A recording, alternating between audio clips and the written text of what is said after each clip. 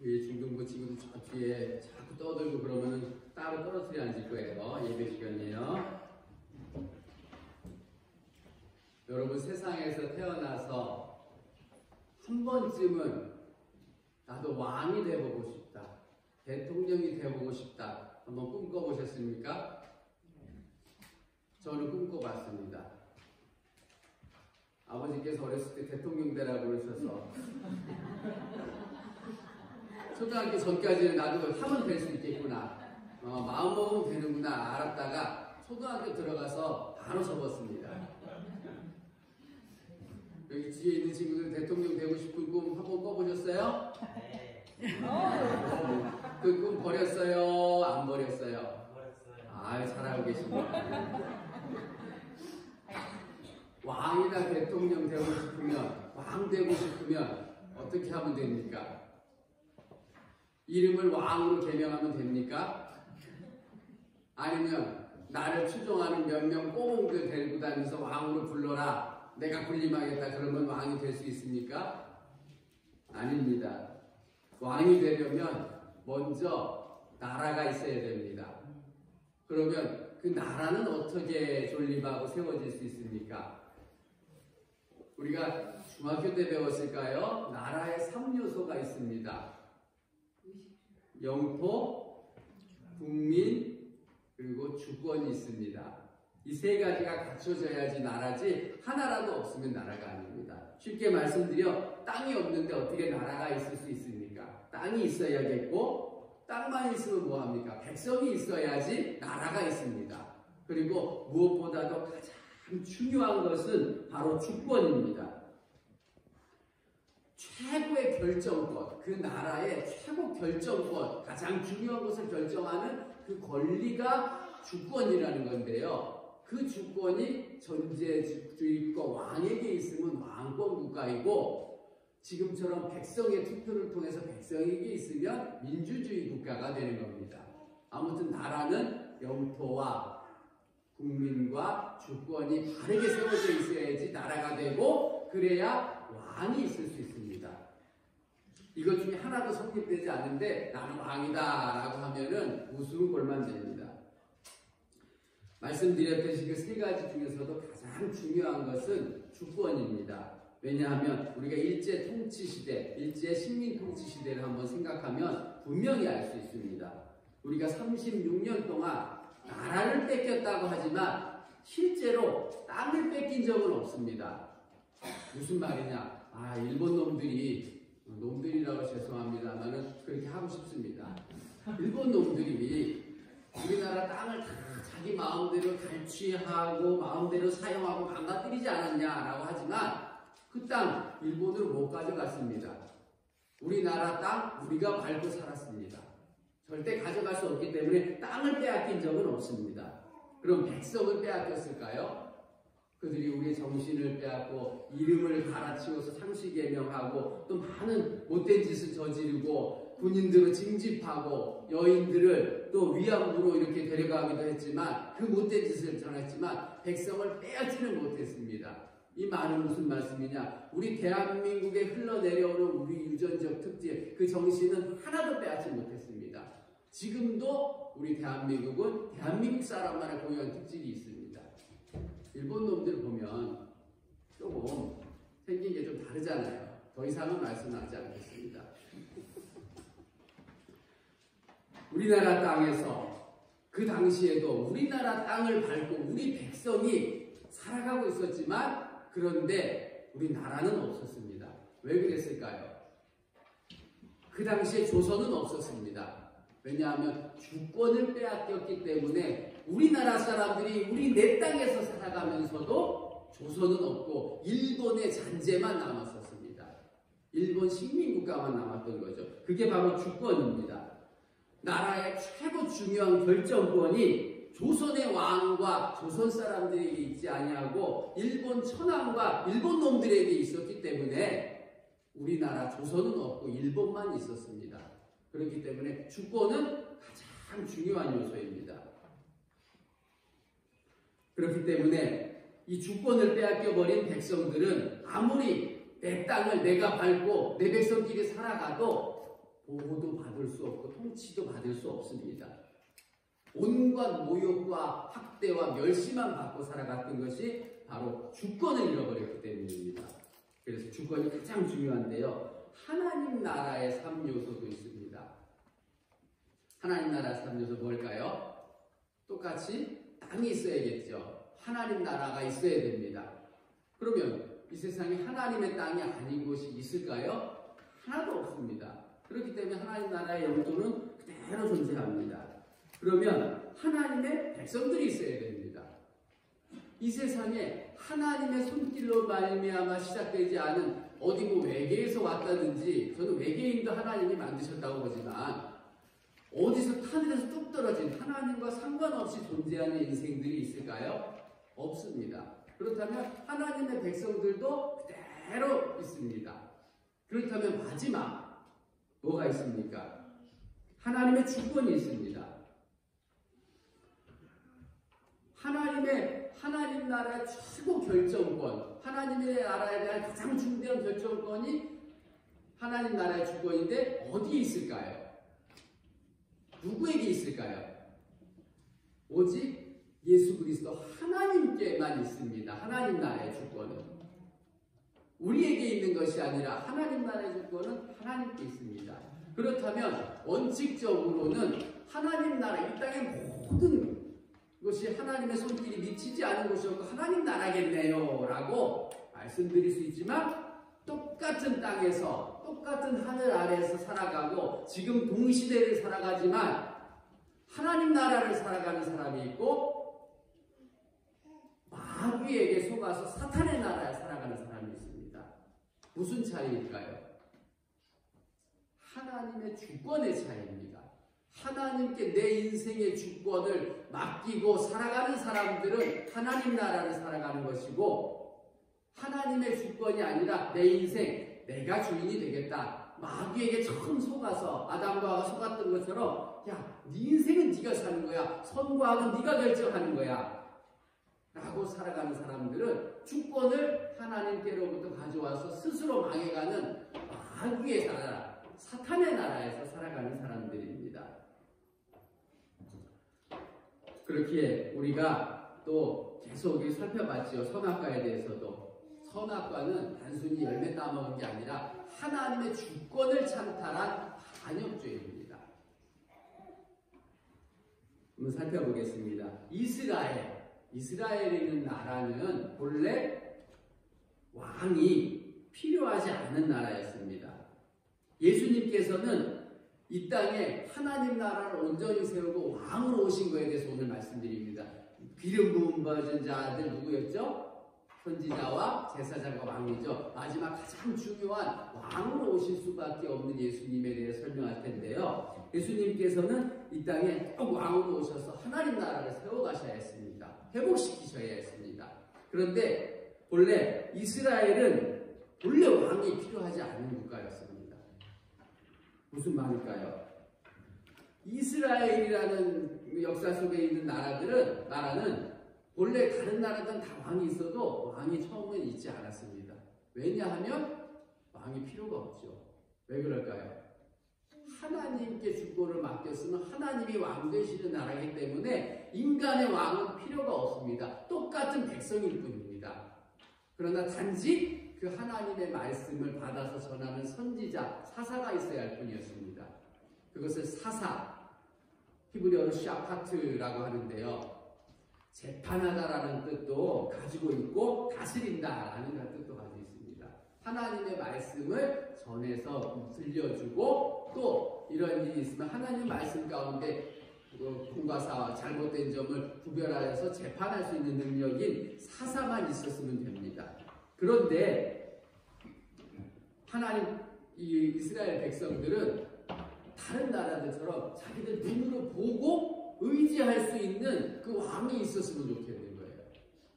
하나님은 눈에 보이시지 않으니까 불안하기도 하고 못 믿겠고 불신의 마음으로 우리도 왕이 있었으면 좋겠다라고 이렇게 소망을 가지고 마지막 사사였던 우리가 잘 아는 사무엘 선지자에게 찾아갑니다.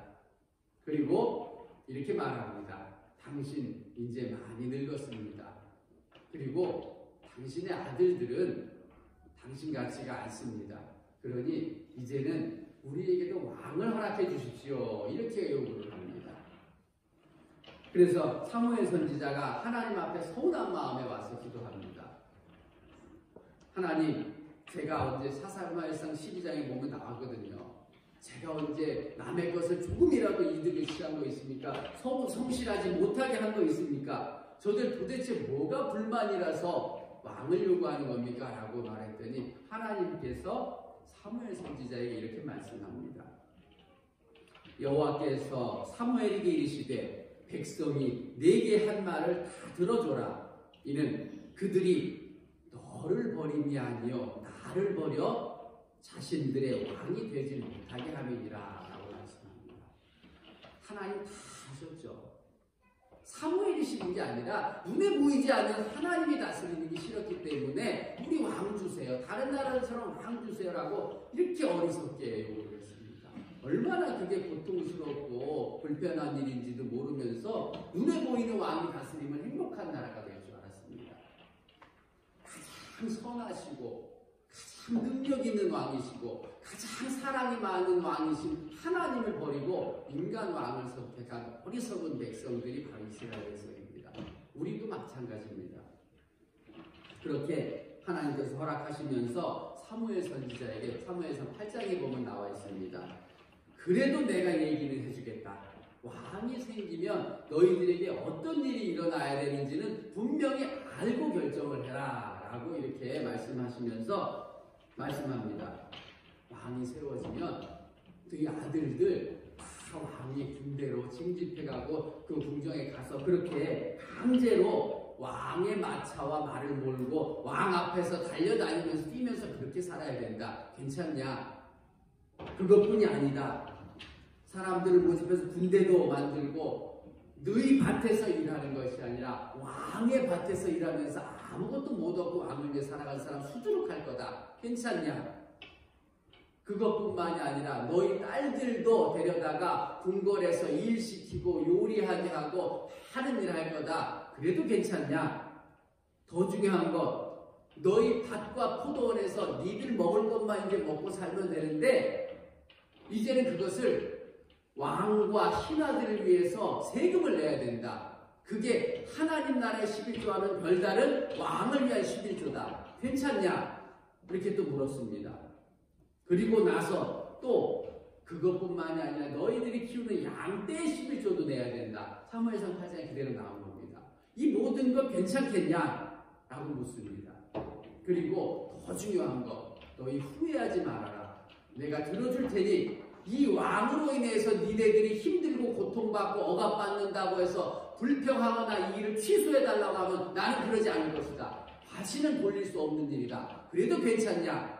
라고 물었더니 우리가 하는 대로 알아서 할 테니까 왕을 내려주십시오. 라고 이렇게 요구하고 생긴 것이 초대왕 사울입니다. 사울이 잘못했다는 건 아니죠. 이스라엘 백성들이 잘못했던 것입니다. 이들은 자신들에게 번번이 쳐들어오는 아말렉이나 블레셋에서 왕이 있어서 그들을 앞장 세워서 쳐들어오는 게 굉장히 부럽게도 느껴졌나 봅니다. 우리는 왕이 없어서 맨날 이렇게 당하고 사는 것 같다. 이렇게 생각했던 것 같습니다. 하나님이 진짜 왕이 되어주시고 보호해 주신다는 것은 눈에 안 보이니까 못 봤던 거죠. 정말 바보 같은 짓이었습니다. 이렇게 사울 왕을 세웠습니다. 그런데 이스라엘은 또 다른 왕과는 달리 하나님께서 말하시기를 군림하는 왕입니다. 백성들을 내 뜻 가운데 모으고 다스리고 보호하는 지도자, 섬기는 자로서의 왕이지 군림하고 지배하고 억압하고 착취하는 왕이 아니다. 이렇게 알려주셨습니다. 그런데 그렇게 감당한 왕이 한 사람이라도 있을까요? 없을까요? 한 사람도 없습니다. 사울왕 처음에 겸손히 잘했습니다. 그런데 자기 인기, 사람들에게 얻은 영광을 생각하면서 하나님의 말씀을 불순종하기 시작했습니다. 하나님의 말씀을 따라서 백성들을 인도해야 될 사람이 백성들을 따라서 자기 인기를 얻고 하나님의 말씀을 거부하는 사람이 되었기에 하나님께서 내가 사울을 택한 것을 후회하노라 이렇게 말씀하십니다. 다윗 왕 세우셨습니다. 역사상 역대적인 기록으로는 가장 훌륭한 왕이지만 다윗은 하나님과 같은 왕은 되지 못했습니다. 좋을 때, 은혜 받을 때는 누구보다도 백성을 사랑했지만 우리가 알다시피 자신의 욕정에 사로잡혔을 때 밧세바와 간음을 하고 그것만으로 끝이 아니라 그 죄를 숨기기 위해서 자신 앞에 목숨까지 다해서 바치는 충성스러운 장군 우리아를 죽이는 일까지 발생했었습니다. 전쟁에 나가 죽은 거 아닙니다. 다윗이 죽인 겁니다. 또 이뿐입니까? 하나님의 뜻만 온전히 전해야 되는데 하나님께서 절대로 너희들은 내가 명하기 전에는 인구를 계수하지 말아라. 너희들 세력이 얼만큼인지 세지 말아라. 왜냐하면 그것을 너 스스로 의지할 것이기 때문이다 라고 말씀하셨는데 인구조사는 하나님에 의해서만 해야 되는데 다윗이 어느 정도 살만하고 나라가 부강해지니까 인구조사를 시킵니다. 그 밑에 있던 요압 장군도 그거 아닙니다. 그러면 안 됩니다 라고 말했지만 시켜버립니다. 그리고 나서 어떤 일이 발생합니까? 수천 명이 전염병으로 그 죄 때문에 죽습니다. 이렇게 인간이 세운 왕은 완벽하거나 하나님의 뜻을 온전하게 전할 수 있는 왕이 한 명도 없습니다. 왕의 임무 완벽하게 소화할 수 있는 왕은 이 세상에 단 한 명도 없었고 앞으로도 없습니다. 그래서 우리 예수님께서 이 땅에 왕의 모습으로 왕의 직분으로 오셔서 이 나라를 회복시키고 세우시기 위해서 오셔야만 했던 것입니다. 왕 그까이 하고 싶어서 오신 게 아닙니다. 무너진 하나님 나라의 주권을 먼저 회복시키시고 우리의 죄값을 치르시고 하나님 앞에 우리가 엎드려 무릎 꿇고 회개하게 하시고 그렇게 하나님께 왕으로 모시고 나갈 수 있게 하십니다. 오늘 본문 말씀이 그 얘기입니다. 사무엘 때까지 사사를 주셨다가 사울을 40년간 주셨다가 패하고 다윗을 왕으로 세우셨는데 하고 이렇게 지나가다가 마지막 23절에 이 약속하신 대로 이 다윗의 후손에서 이스라엘을 위하여 구주를 세우셨으니 곧 예수라. 온전한 왕을 보내주시겠다고 약속하신 말씀이 오늘 본문 말씀입니다. 26번째 질문 한번 살펴보겠습니다. 그리스도가 왕의 직무를 어떻게 수행하십니까?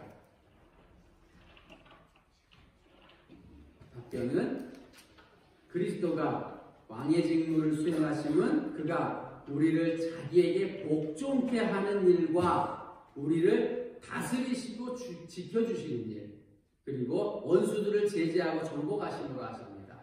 먼저 복종하게 하시고 그 다음에 우리를 다스리시고 보호해 주시고 악한 것들의 손에서 하나님 지켜주신다. 이 일을 하시러 오셨다 말씀하십니다. 먼저 복종하게 하신다는데 왜 복종하게 하실까요? 자, 꿇어라 라고 하시는 것일까요? 아닙니다.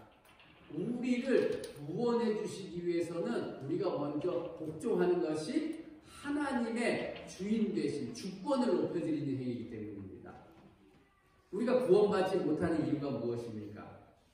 우리가 하나님의 백성이 되지 못하고 하나님 나라에 들어가 살지 못하는 이유가 무엇입니까? 못돼서 착한 일 안 해서? 아닙니다. 하나님이 왕 되시고 하나님이 내 인생의 최고의 주권자가 되심을 버리고 내 인생을 내가 살아가는 사람들은 구원이 없는 것입니다. 하나님 나라는 하나님의 나라의 법 안에 하나님의 왕권 아래 들어와야 됩니다.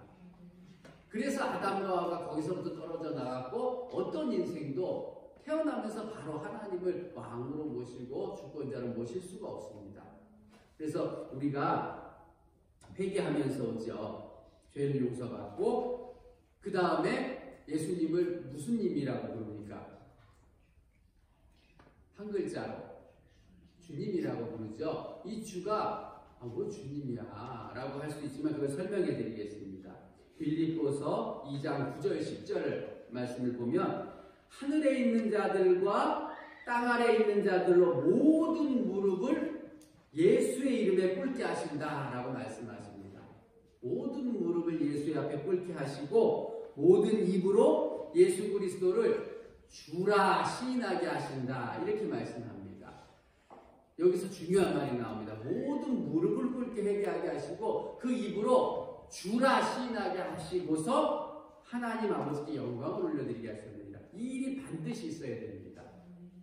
왜냐? 이 주라는 말은 신약 성경에 쓰여진 헬라어로 호큐리오스입니다. 이 말은 어느 때 사용할 수 있는 단어냐면은 그 당시 세계 최강국이었던 로마 황제에게 쓰던 표현입니다. 호큐리오스 하면서 그 로마 황제 가장 높은 왕을 표현하는 단어입니다. 그렇다면 우리 예수님이 그깟 로마 황제하고 같은 급이냐라는 게 아니라 인간의 언어로 가장 높은 표현을 할 수 있는 게 호큐리오스, 바로 주라 시인하는 것, 그것입니다. 이 땅에서 가장 높으신 왕이 우리 예수 그리스도십니다라는 고백 아래 무릎 꿇게 하시고 그 다음에 하나님의 백성을 삼아주시는 겁니다. 저는 이 자리에서 감히 말씀드립니다. 교회 안 빠지고 헌금 열심히 한다고 하나님 나라의 백성이고 하나님 나라를 소유한 사람이 아닙니다. 아무리 교회 안 빠지고 아무리 헌금 열심히 한다고 해도 하나님의 주권, 내 왕 되시고 이 땅의 모든 것의 주인 되시는 그 하나님을 모르고 고백하지 않고서는 하나님의 백성이 될 수 없습니다. 왜냐하면 영원한 천국은 하나님 나라고 하나님 나라에서 살려면 하나님을 왕으로 섬기지 못하는데 어떻게 그 하나님 나라에 살아갑니까? 이 땅에서도 왕으로 예전에도 보면 왕을 왕으로 모시지 않은 반역죄로 그대로 천형됐잖아요. 스스로 거부하는 겁니다. 그리고 우리 예수님께서 이렇게 이 땅에 왕으로 오신 이유는 불림하고 부려먹고 뭔가를 우리에게 뺏어내기 위함이 하나도 없다는 것을 우리에게 분명히 알아야 됩니다. 왜냐하면 가장 좋은 것들만 주시러 오셨기 때문입니다. 예를 들어보겠습니다. 아이를 키우시는 분들, 또 지금 손자를 키우신 분들 잘 아실 것입니다. 걔네들 뭘 우리가 걔들한테 얻어내려고 하면 뭘 얻을 수 있습니까? 아무것도 얻을 수 없습니다. 내 손길만 가야 되고 피곤합니다. 그러나 사랑하니까 하죠. 차라리 뭔가를 얻어내고 내가 이익을 모르면 걔들이 얻는 게 이익입니다. 하나님께도 마찬가지입니다. 우리 인생에게 뭘 얻어낼 게 있다고 뭐 이까지 돈 조금 얻어내고 뭘 얻어낼 게 있다고 우리에게 왕으로 있어 오십니까? 우리를 사랑하시기 때문에 우리를 돌보시고 우리에게 가장 좋은 거 주시려고 왕이 되신 거지, 차라리 하나님은 우리 없는 게 편합니다. 우리가 애들 없이 사는 게 편하듯이 하나님은 우리 없이 사는 게 더 편하십니다. 그러나 우리를 사랑하시기에 우리에게 가장 좋은 것을 주시기 위해서 이 땅에 굳이 왕으로 오셔서 십자가에 피 흘려 돌아가시고 우리에게 그 무릎 앞에 꿇게 하시고 하나님과 화해하게 하신 것입니다. 그 어떤 인간의 왕들도 하지 못했던 하나님의 말씀 안에 하나님 나라를 세우고 온전히 순종하는 백성 만드시기 위해서 오신 것입니다. 그래서 여러분, 하나님을 믿는다는 것은 불교, 이슬람교 이런 것은 종교 생활이 아닙니다. 숨 쉬고 내가 이 땅에 살아가지만 나는 이미 하나님 나라에서 하나님의 뜻 가운데 살아가는 사람이다 라는 것을 고백하며 사는 것입니다. 이 땅에 내가 잠시 살아가지만 나는 이 땅의 것을 이루기 위해 사는 것이 아니라 영원한 하나님의 나라와 내 왕 되시는 하나님의 뜻을 이루기 위해 산다. 이 마음으로 사는 게 우리 기독교 신앙생활입니다. 쉽게 말씀드리면 우리 젊은 분들, 저를 비롯한 젊은 분들은 잘 모르시지만 70년대 무슨 영화였죠? 거기 뭐 나오는데 그 독일의 광부로 우리나라 사람들 많이 가서 일했습니다. 간호사로 죽을 힘다해 가서 일하고 왔습니다. 또 저희 아버지 친구분들 보면 사우디아라비아에 가서 몇 년 동안, 수년 동안 일하고 왔습니다. 그런데 거기서 돈 잘 벌고 거기서 살았습니까? 아닙니다. 거기서 그 나라 세우고 그 집 세우고 그곳에서 살았습니까? 뭐 어쩌다 한 사람 있을 수 있지만 다 돌아왔습니다. 왜 그랬을까요? 다 돌아와서 대한민국에서 집을 세우고 대한민국에서 건강한 삶을 살았습니다. 왜 그랬을까요? 이유는 단 한 가지죠. 그 나라에서 돈 벌고 그 나라에서 일했어도 나는 대한민국 사람이고 내 가족과 내 모든 건 대한민국에 있으니까 대한민국으로 가져와서 대한민국을 세우는 게 무슨 이유가 될 게 없습니다. 우리도 마찬가지입니다. 이 땅에 잠시 살아가지만 이미 하늘나라의 사람이고 하나님 나라의 사람이고 하나님 나라의 백성이기에 이 땅에 살아가는 이유는 벌든 뭐하든 일하든 하나님 나라를 세우는 겁니다. 당연한 일입니다. 그거는. 그렇기 때문에 이 땅에서 우리가 하나님 나라를 위해 살아가는 것은, 헌신하는 것은 의무가 아니라 그냥 권리이고 자부심입니다.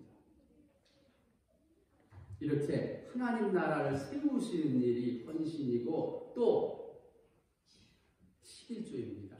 불편한 부분이죠. 11조는 현대인들에게 참 불편한 부분입니다. 왜 내야 하는지 잘 모르시고 내라고 하니까 내고 안 내면 믿음 없는 것 같고 이런 부분이 있는데 그게 아닙니다. 제가 오늘 정확하게 말씀드리겠습니다. 어디서도 말 듣지 못한 얘기가 있었습니다. 단지 11조 내용은 복받고 주식 투자하듯이 하나님을 얻어내는 게 아닙니다. 그냥 이뻐서 하나님이 그래 고맙다 내가 복 줄게 하시는 거지 진짜 의미는 따로 있습니다. 그리고 또 오해하실까봐 말씀드리는데 우리 라온성원교회 성도님들은 누구보다 어느 교회보다 11조 분에 넘치게 잘하고 계십니다. 여러분들 11조 독려하고 막 얻어내기 위해서 하는 말이 아니니까 오해하지 말고 들으십시오. 구약 성경 11조 있습니다. 신약 성경에 11조 나올까요? 안 나올까요? 명확한 명칭은 11조는 안 나옵니다. 그러나 예수님께서 이것도 패하고 저것도 패하시는 것이 아니라 온전히 하러 오셨다 말씀하셨습니다.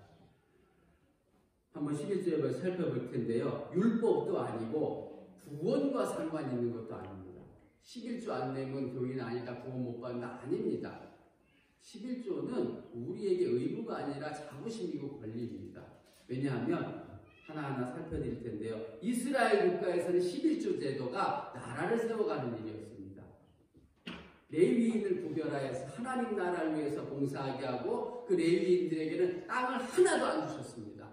다른 지파에게만 나눠주셨습니다. 11지파에게. 그리고서 너희들이 하나님 나라를 섬길 레위인은 먹여 살려라. 이런 관점이죠. 하나님 나라 세워라라는 관점인데요. 이게 11조인데 다른 나라에게 11조 있었을까요? 없었을까요? 명칭이 11조가 아니지 있었습니다. 왜냐? 아까 왕의 제도가 생기면 뭐라고 말씀하셨습니까? 너희들이 하나님 앞에 내는 11조 말고도 왕을 굳이 만들면 왕에게 11조 내야 되고 너의 양떼를 세워야 되고 그 왕궁에서 섬기는 신하들 너희 돈으로 섬겨야 된다 말씀했죠. 다른 나라 어떻습니까? 왕과 신하들과 관리들 누가 먹여 살립니까? 우리 조선시대 때만 해도 다 그랬죠. 지금도 마찬가지인데 우리가 공무원은 우리 세금으로 나가잖아요. 그것처럼 나라를 세우는 게 11조입니다. 그런데 이스라엘은 조금 달랐습니다. 왕을 위해서 하는 것이 아니라 이스라엘의 11조 개념은 처음에 아브라함이 시작했는데요. 조카 롯이 소돔 땅에 살 때 잡혀간 적이 있습니다. 그때 구해오면서 하나님의 능력과 도우심을 구해오면서 멜기세덱이라는 제사장을 만납니다. 그리고 처음 11조를 드리는데요. 이 고백은 나는 이 땅에 살지만 영원한 하나님 나라를 살아가는 하나님 백성입니다. 그래서 하나님께 드리는 겁니다. 라고 하는 고백이 담긴 게 11조입니다. 그리고 이제 신약으로 넘어가 보겠습니다. 신약에는 11조 없어진 거 아닌가 라고 생각할 수 있지만 마태복음에 이런 사건이 있었던 것을 우리가 아시는 분 계실 것입니다. 바리새인들이 어느 날 마태복음 22장에 나오는 건데요. 예수를 넘어뜨리려고 찾아왔다라고 말씀합니다. 머리를 잘 썼습니다. 그리고 어떤 계략을 가지고 왔냐면 당시는 세금을 되게 많이 냈습니다. 성전, 이스라엘이니까 성전을 세우기 위한 사람 인두당 내는 성전세 있었습니다. 11조 있었죠. 그리고 헤롯이 통치를 대행을 하고 있었기 때문에 헤롯 성전을 위해서 또 세금을 냈습니다. 헤롯 왕에 대해서. 그리고 마지막으로 일본의 식민 통치를 받았던 것처럼 로마의 통치를 받으니 로마 황제에게 또 세금을 내야 됐습니다. 그러니 얼마나 힘들었겠습니까? 그래서 이 바리새인들과 열심당은 야, 우리가 하나님 나라를 살아가는데 왜 로마 황제에게 세금을 내야 돼요? 나는 못 낸다 하고 맞서 싸웠습니다. 그리고 사두개인들과 헤롯 왕을 비롯한 사람들은 어떨까요? 로마 황제의 힘을 얻어야 자기가 분봉왕이라고 할 수 있으니까 세금 내야 된다. 로마 황제에게 세금 내야 된다 이렇게 말했습니다. 둘이 대립하고 있었죠. 그러니까 이 바리새인들이 예수님께 찾아옵니다. 이 세금 내야 합니까? 안 내야 합니까? 올무에 빠지게 하는 거죠. 자기네들 스타일. 왜? 내지 말아야 한다고 하면 헤롯 당과 서기관들, 그때 정치적 실권을 다 잡고 있는 사람들이거든요. 그 사람들의 미움을 살 것이고 더 나아가서 로마에 반역을 한다라고 해서 그렇게 처형당할 것입니다. 그러면은 내야 한다라고 말하면 바리새인들과 열심당원들에게 미움을 사서 네가 무슨 우리를 위해서 온 메시아냐라고 그렇게 몰림을 당할 것이기 때문에 어떤 것을 결정을 해도 곤경에 처할 위기였습니다. 그런데 예수님께서는 뭐라고 말씀하셨습니까? 야, 니들이 세금 내는 그 동전 화폐 보여봐라. 뭐가 새겨져 있느냐? 로마 황제의 형상이 새겨져 있었거든요. 그 동전에는. 그러냐? 가이사의 형상이 새겨져 있으냐? 그러면 그것은 가이사에게 돌리고 하나님의 것은 하나님께 돌려라 라고 말씀합니다. 이 의미는 이 땅에 살아가는 동안 황제의 명령 아래, 황제의 보호 아래, 통치 아래 살아가면 이 땅의 것 그에게 세금으로 내라. 그러나 그것을 뛰어넘어서 영원한 하나님 나라를 소유하고 살아가고 있다고 네가 믿으면 하나님 나라의 세금은 따로 하나님께 내라 라고 말씀하십니다. 그래서 그렇게 바리새인들은 아무 말 못하고 떠나갔습니다. 세상의 나라의 통치가 전부이면 이 땅의 세금만 내고 살면 됩니다. 그러나 영원한 하나님 나라가 있고 그 안에 내가 살아간다면 하나님 나라의 세금을 내라. 이렇게 말씀하신 것이 가이사의 것은 가이사에게, 하나님의 것은 하나님께 돌려라 라고 말씀합니다.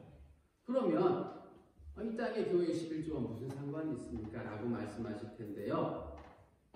헌금은 교회를 통해서 하나님 나라를 이뤄가는 하나님 나라가 없습니다.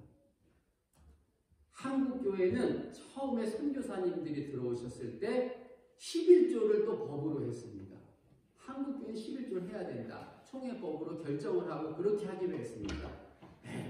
자율로 내버려 뒀으면 더 은혜롭고 좋을 텐데 왜 그렇게 했습니까? 라고 할 수 있지만 이유가 있었습니다.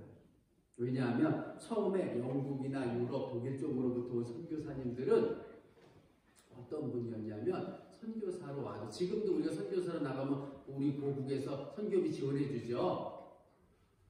영국, 독일, 유럽에 있는 목회자들은 공무원입니다. 우리하고 지금 저와 같은 한국 사회와 미국과는 다른 공무원입니다. 국가 공무원이라서 시험을 국가에서 봐서 뽑고요. 월급도 국가에서 나오고 교회 운영비도 국가에서 나옵니다. 그게 어디서 나오나요? 국민들이 의무적으로 내야 하는 종교세가 있습니다. 누구도 피해갈 수 없고 어떤 종목이라도 이슬람이면 이슬람, 카톨릭이면 카톨릭, 개신교면 프로테스탄트 해가지고 정해놓으면 세금이 빠져나가야만 합니다. 그 세금대로 걷어져서 기독교 세금은 기독교에게 돌리고 카톨릭에서 오면 카톨릭에게 돌리고 이슬람에게 오면 이슬람에게 돌립니다. 그렇게 종교세가 나라에 있기 때문에 나라가 운영하는 게 교회이고 그리고 교회 목회자입니다. 그러나 한국교회는 그러지 못했습니다. 하나님 나라가 세워지고 교회가 이루어져 가야 되는데 나라에서 목사를 세워서 먹여 살릴 수도 없고 교회 운영비도 안 나오니까 그래, 이 세상 나라는 세상 나라고 우리는 하나님 나라를 살아가는 사람이니까 하나님 나라 세금이라고 생각하고 우리는 하나님 나라 우리 힘으로 이루어가겠다라고 생각한 것이 11조고 그렇게 명한 게 그 선교사님들의 방침이었습니다. 어느 게 좋으십니까? 내가 자발적으로 기쁨으로 하나님께 내서 하나님 교회 세워가는 게 좋으십니까? 그냥 세금 걷어가서 목회자 교회 나라에서 뽑고 교회를 나라가 운영하는 게 좋습니까? 영국이나 독일 갔다 오신 목사님들 얘기를 듣고 또 교수님들 얘기 들으면 거기 목회자들은 공무원 시간 퇴근할 때 칼같이 퇴근합니다. 늦게라도 퇴근 시간에 찾아와서 기도해 주세요, 상담해 주세요, 말씀 주세요. 그러면 내일 오십시오라고 정중하게 거절할 수도 있습니다. 지금은 제가 바쁘고 퇴근 시간이니까 내일 와주십시오. 밤에 자다가 아파서 신방 와달라고 거절할 수 있는 권한이 있습니다. 그런 교회에서 다니고 싶습니까? 내 나라 건강하게 내가 세워가시고 싶습니까? 그렇다고 해서 영국에 또 그 유럽에 있는 교회가 다 그런 건 아닙니다. 그게 싫어서 나온 사람들이 있습니다. 누굴까요? 미국이 그렇게 세워진 나라입니다. 처음에 청교도 혁명이 일어나서 메이플라워를 타고 미국으로 이주하죠.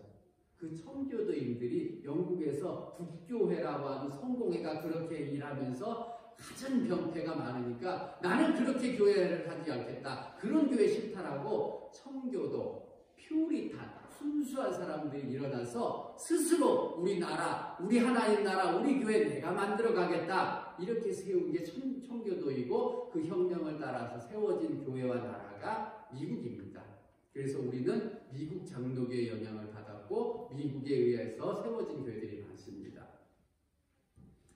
청교도 정신, 국가가 월급 주지 마라. 내 나라, 내 하나님 나라 내가 세워가겠다. 간섭하지 마라. 이 자부심이 다니는 겁니다. 우리 교회 우리가 지키고 내 나라 내가 세워간다. 이 개념이 11조의 개념입니다. 단지 기부행테이크로 내면 하나님이 복 더 주시겠다는 이런 양박한 계산이 아닙니다. 이 땅에 잠깐 살아가지만 저와 여러분은 영원한 하나님 나라를 이미 살아가고 있는 백성입니다. 그 하나님 나라를 위해서 이 땅에 남겨진 것입니다. 그리고 그 우리의 자존심의 표현, 우리나라, 하나님 나라, 내 나라 세워가기 위한 그 표현이 바로 이 헌금과 11조 개념입니다. 11조 하면 믿음 좋고 구원받는 것 아니라는 거 아셨죠? 예수 그리스도를 온전히 왕으로 모신다면 그 나라의 통치 아래서 하나님 나라 내가 세우러 가겠다라는 것이 이 개념입니다. 이렇게 정리하니까 11조 잘하는 우리 라온 성교회 성도님들 더 기분 좋고 뿌듯하시죠? 억지로 복 받으려고 내는 게 아니니까 뿌듯하시죠? 감사합니다.